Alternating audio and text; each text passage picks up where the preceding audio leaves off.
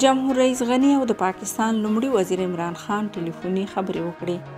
دا چې دوی په خپل منځ کې څه ویلي دي په دې ویډیو کې به یې تاسو ته واضح کړو.